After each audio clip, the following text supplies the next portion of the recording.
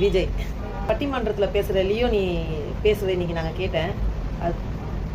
இப்ப இருக்கிற முதலமைச்சர் எப்படி நாற்காலியில உட்கார்ந்து இருக்காருன்னா 3 காலு நல்லா இருக்கு, 4வது காலு 5 செங்கல் அப்படியே வரிசையா அடுக்கி இன்றைய முதலமைச்சர் அமர்ந்திருக்கிறார்.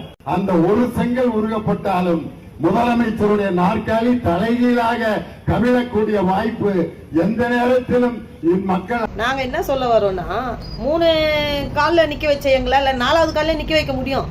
அப்படி அந்த கல்லு செங்கலை ஒன்று வெளியே எடுத்து அந்த சேர் புரண்டிச்சுதான் ரீஎலெக்ஷன் வைப்போம். ரீஎலெக்ஷன் வைப்பாங்கல்ல, வச்சோம்னா அந்த 5 கல் எங்களுக்கு சப்போர்ட் தேவையில்லை. 3 கால் கொடுத்த எங்களுக்கு இன்னொரு காலம் சேர்த்து கொடுக்க முடியும். என்ன அடுத்த எலெக்ஷனை சந்திக்க நாங்கள் தயார். செலவு பண்ணி நீங்கள் தயாரா? என்னையா மனுஷன் நீங்கள் எல்லாம்? ஒரு வன்மத்தை கொட்டுறதுக்கு ஒரு அளவு இல்லை. உங்கள் வயசு என்ன, அவங்க வயசு என்ன?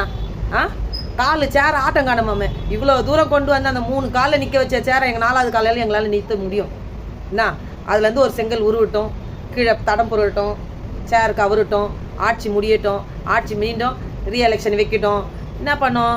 108 வந்த முதலமைச்சரை சொல்ல தேவையில்ல, 220 வர வைப்பேன் நான். அது என்ன 4 காலில் இருந்து 1 கால் செங்கல் உருவுறேன், அந்த உருவுற புத்தி உங்களுக்கு போவே இல்லையே.